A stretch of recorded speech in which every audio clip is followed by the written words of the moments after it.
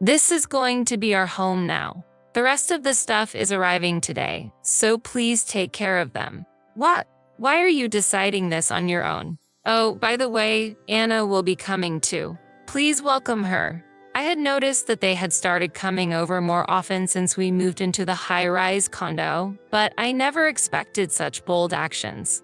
I immediately asked my husband, who had just returned from work. Your mother and her family are saying they're going to live here?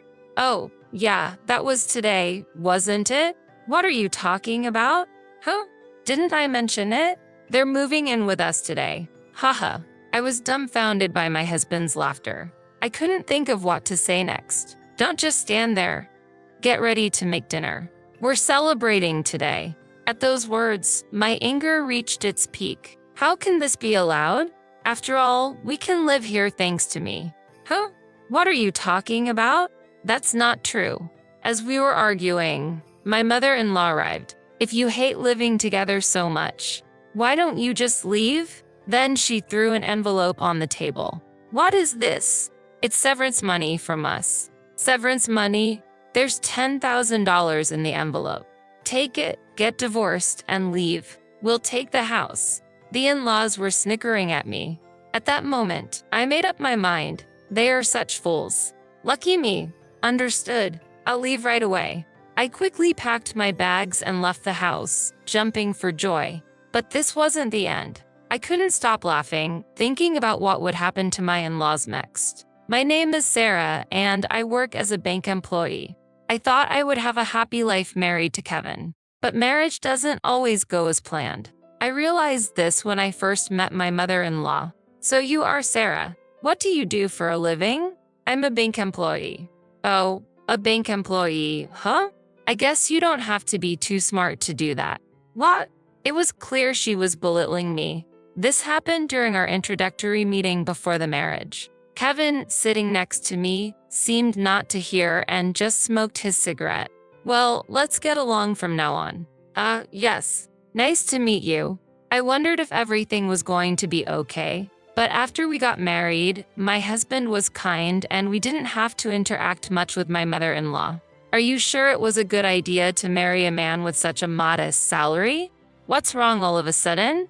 Well, my mom used to say such things, but now I just feel pathetic. It's okay. Don't worry. Kevin had always been insecure, even when we were dating. He was even intimidated when he found out I was a bank employee, but I never cared much about my partner's financial status. Since then, I think we've had a fun, albeit modest, life. What are you planning to do about where we live? A few months after getting married, I received a phone call from my father. I think we're fine as we are now. We don't have any particular needs. Actually, a spot has opened up in the high-rise condo, so I was wondering what you think. Huh? A high-rise condo. Indeed, my father owned a high-rise condo. Originally a company president, he had handed over the business to my brother and was now living a relaxed life. Of course, my husband was aware of this. If you guys are interested, you can move in immediately. Got it. I'll discuss it with Kevin. I consulted with my husband. Kevin, are you interested in living in a high-rise condo? A high-rise condo? It would be amazing to live in such a place. Kevin showed an excitement I hadn't seen before. Seeing his smile made me happy too. Actually, my dad offered us to live in the high-rise condo. Really? Yes. Kevin, possibly overwhelmed with excitement, suddenly grabbed my shoulders. Calm down a bit. Sorry. And so, it was decided that we would live in the high-rise condo. However, for me, it was the beginning of a nightmare. I'll contact Dad then. Okay, thanks. But I can't believe I'm going to live in a high-rise condo. Kevin's eyes sparkled. After getting Kevin's approval, I called my dad the next day. Hello, Dad? Kevin agreed, so we've decided to move in. That's great. It's already cleaned and ready for you anytime. Got it. Thank you. Don't worry, I'll take care of the paperwork. At this moment, I realized something important and asked my father. By the way, how will we handle the rent? Don't worry about that. As long as you live there, you won't need to pay rent. Really? Of course. It's all for my dear daughter. My husband and I started preparing to move immediately. We moved in just 1 week. Perhaps both of us were excited to live in the high-rise condo. So this is a high-rise condo. It's incredible. I never imagined we could live in such a place. It's like a dream. All thanks to your father. Indeed, we need to express our gratitude. Although initially bewildered by the larger space of the high-rise condo, it only took a week for us to get used to it. I had concerns about whether someone like me should live there, but those concerns faded away. About 2 months after we started living in the high-rise condo, my sister Anna wants to come visit. Is that okay? Kevin had an older sister named Anna. I heard from Kevin that she had been married but got divorced because she was fed up with her husband and had returned to her parents' home. That's fine, but why does she want to come here? I hardly had any conversation with her before, so I didn't understand the reason. Well, I mentioned our new place, and she said she wanted to come over. That's fine, as long as it's on the weekend. I'll let her know then. And then the promised Saturday arrived. When the doorbell rang and I opened the front door, there stood a woman clad in branded items from head to toe. I couldn't help but step back, and then she spoke. It's been a while. Do you remember me? Of course, Anna. Then may I come in? Oh, excuse me. Please come in. My sister-in-law entered the house and seemed to be inspecting every corner. She checked each room, nodding as if satisfied with something. Is there something that concerns you? I was just admiring the house. Ordinary people can't live in such a place, right? It's all thanks to my father. Then we moved to the living room and had a casual chat. During our pleasant conversation, my sister-in-law suddenly made a condescending remark. At that time, I didn't understand why that was happening. It must be nice to be you, Sarah. Don't you think so, Kevin? I don't really. But this house is all thanks to your father-in-law, right? I wondered why she said that and timidly asked for a reason. Did I do something wrong? Not at all. It's just that our family wasn't wealthy. I knew from Kevin that his father had passed away when they were in middle school. Since then, they have faced many hardships. That made me think she might be jealous of me. That could be why she was dressed in all those branded items. Well, I'll be going now. I'll visit again soon. Take care. Okay. For about 2 hours, the conversation mostly revolved around their hardships and how fortunate I was. During that time, Kevin hardly joined in the conversation and just silently listened to his sister. I'm sorry. My sister is like that. I kind of figured. I'll make sure to warn her next time. Kevin promised, but less than a month later, she visited us again. And this time, she wasn't alone. Sorry for intruding. She barged in and plopped down on the sofa. Today, I brought our mom along. But the door was locked? Oh, Kevin gave me a spare key. What? I wanted to ask Kevin about it immediately, but he was out and unavailable. I had a bad feeling this could lead to trouble. And then the most troublesome person spoke up. It's not that big of a deal. What's the problem with having a spare key? The issue is that I wasn't informed about it. Maybe Kevin doesn't trust you? I think so too. With the two of them against me, it seemed hopeless. From that day on, my life turned completely different from before. When I returned home from work, I found my sister-in-law and my mother-in-law in the house. Moreover, they had helped themselves to the food in the fridge and moved things around the rooms without asking. This isn't right, don't you think? Even if I say something, the two of them won't listen. So, maybe it's best to just let them do what they want. I can't stand living like this. Please talk to them. I was quite frustrated. Frustrated with my husband for doing nothing and with myself for being powerless. Okay, I'll talk to them. Will you be there with me?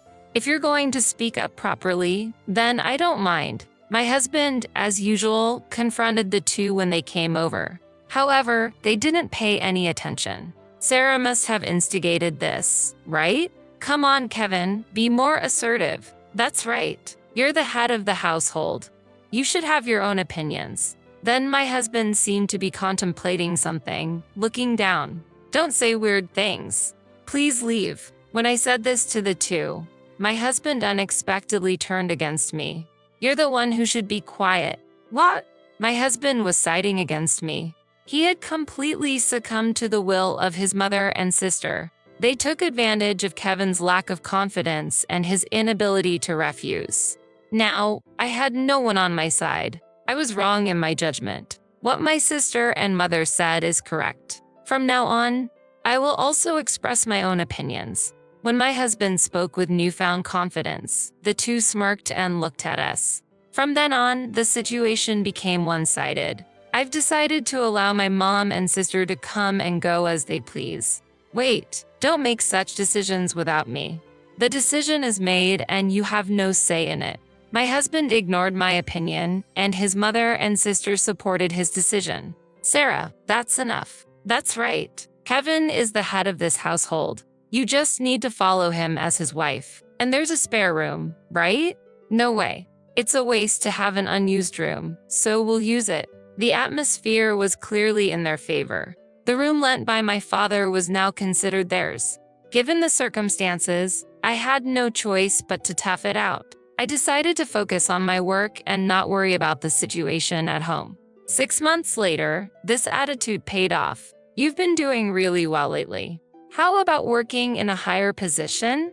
Me, I've been watching your work recently, and I think you're the right person for the job. Thank you. I'll continue to do my best. It was an unexpected motivation, but it was the happiest thing that had happened to me so far. However, there was a problem. You've been coming home late recently. What have you been up to?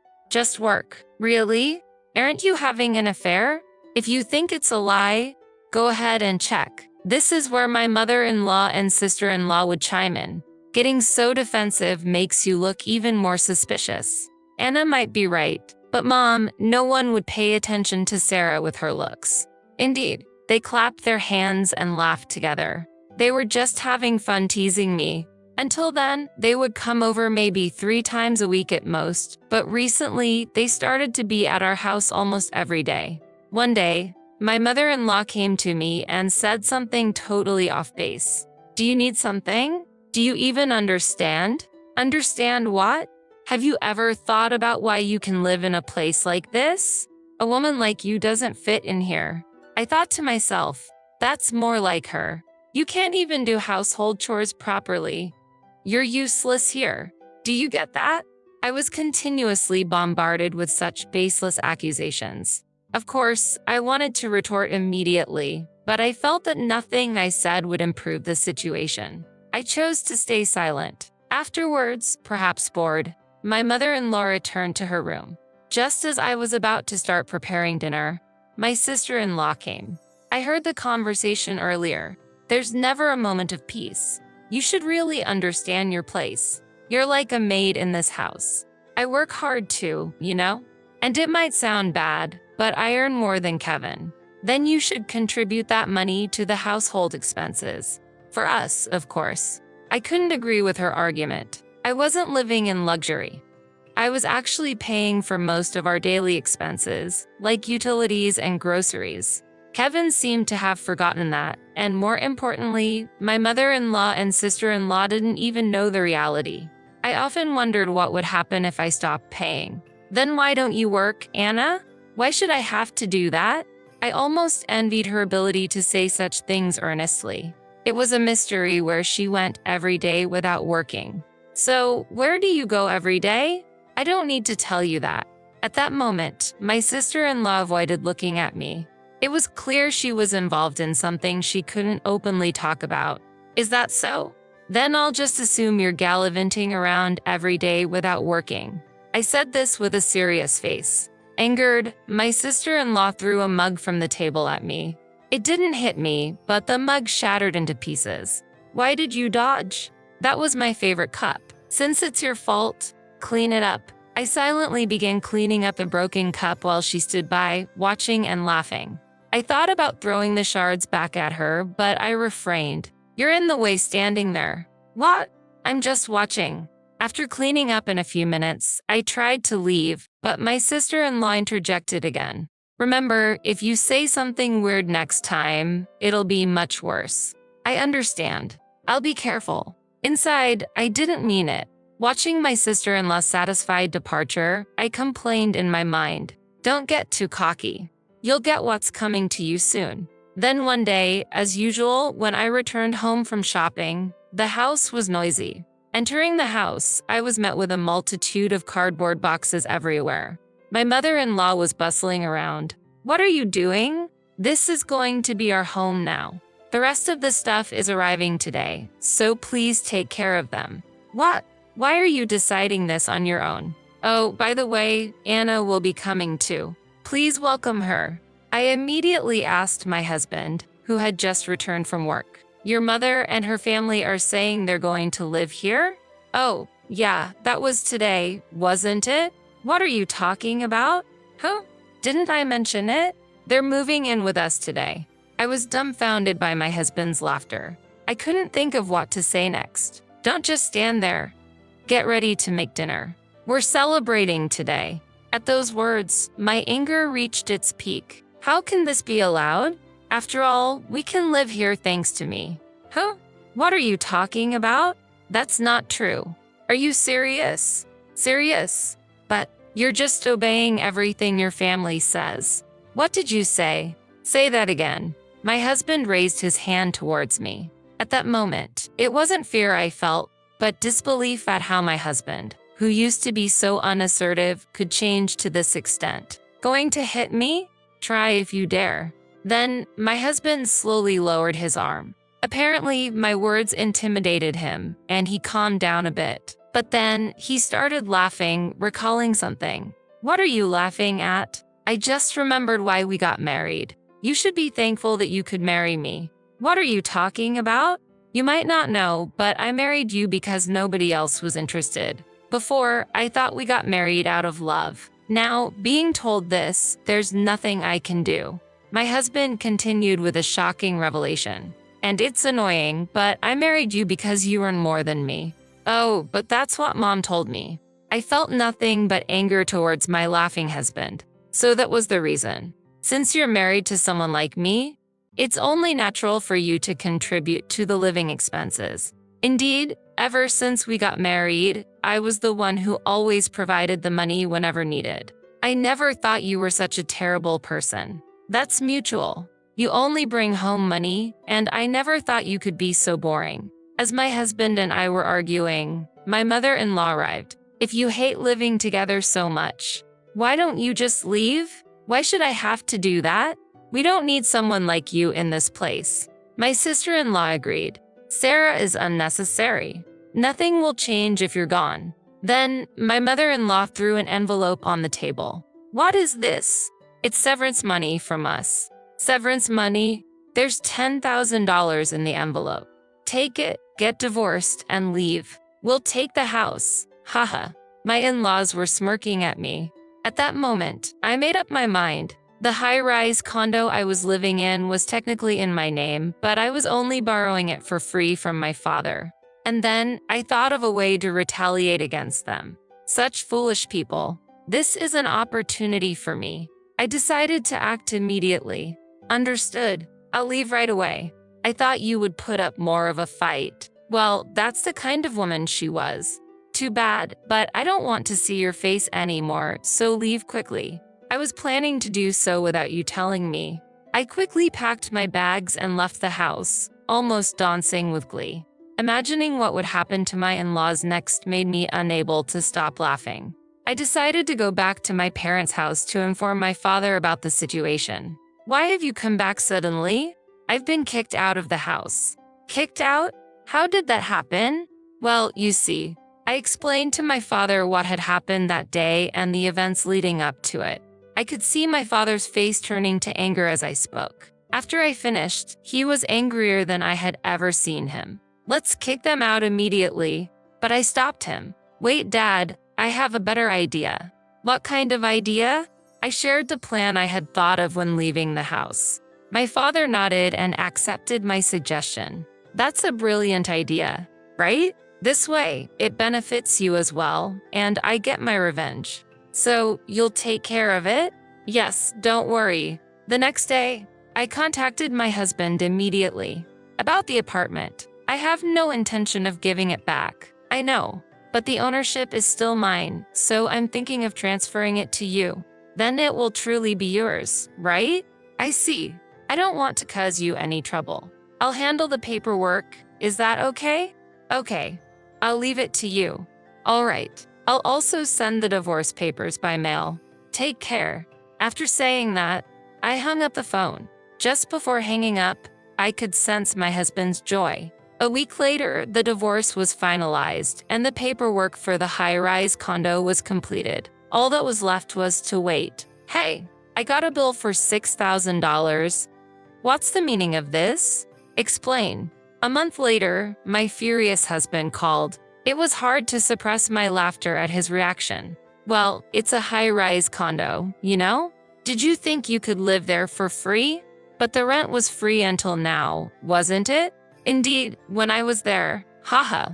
This is no joke. He was shouting so loudly that I had to pull the phone away from my ear. It was free because I was there, but now that it's yours, you need to pay the rent. We're not going to pay that. You can choose not to, but remember, the owner of the apartment is my father. After a moment of silence, my mother-in-law took the phone. I heard from Kevin what you did. That was unnecessary of you. Unnecessary? I believe what I did was entirely justified. Please don't be mistaken. What an impudent woman you are. It doesn't matter to me. Haha. You shouldn't have given me $10,000 then. I provoked my mother-in-law. I thought I wouldn't have to deal with them anymore. Indeed, my words got to her. We will absolutely not pay. Is that so? That's fine by me. But don't say I didn't warn you if my father decides to sue. My mother-in-law seemed shaken, losing her previous confidence. Aren't you ashamed to rely on your father? Not at all. It's more shameful for someone who tried to manipulate their son to their own ends, don't you think? I can have a reasonable conversation with you, so let's send this. She must have realized she was at a disadvantage because she abruptly hung up the phone. She was just running away. I immediately informed my father about the conversation. I see. Then I need to do something about it for my daughter. I'm counting on you. My former in-laws acted impulsively, thinking only of their convenience, and this was the result. Such a pitiful parent and child. They will face more difficulties from now on. I will just wait and enjoy watching. Time passed, and my ex-husband and his family continued living in the high-rise condo without paying rent. Eventually, my father had to take action. I just billed them for the past due rent. Really? We can't ignore this any longer. It will be a good lesson for them. Then, a new revelation came to light. There were traces of unauthorized purchases made with a credit card in my name. A lawyer, introduced by my father, was hired, and preparations for a lawsuit began, demanding reimbursement from my ex-husband and his family. Why should we pay you? The first to object was my sister-in-law, mostly because the purchases were expensive branded bags and clothes. How can you say that after shopping with someone else's money? This is clear theft. It's pathetic to fuss over such trivial matters. Besides, those purchases were made before your divorce, so I think they're invalid. Unfortunately, that logic doesn't apply. You and I are strangers now. I don't care about that. The call was from my sister-in-law, but she hung up unilaterally. Escaping seems to be their usual tactic. However, they couldn't escape and had to make the payment. They must pay the rent for the apartment, but that family doesn't have the means to pay. There was one person who came begging for forgiveness. What are you saying now? We can't afford to pay such an amount. We'd be ruined even if we took out loans. You understand, right? My mother-in-law was trying to get sympathy through tears. It's all your responsibility. Aren't you ashamed at this point? I know that. I'm asking you, having known about it fully well. I felt it was a waste of time to be involved with these people. It's impossible. Please make sure to pay the full amount. Please help me. Afterward, it seems they continued to live in poverty. The three of them, having lost their place to live, returned to their old family home, which was in a dilapidated state to neglect. Eventually, they realized they needed more money to live and decided to sell it for a cheap price. I heard, "Sarah, please help me. I received a call from my ex-husband, Kevin, but I ignored it and hung up. In the end, I was able to live in the high-rise condo they had left. Of course, I don't have to pay any rent. My work is going well, and from now on, I will live my life putting my happiness first.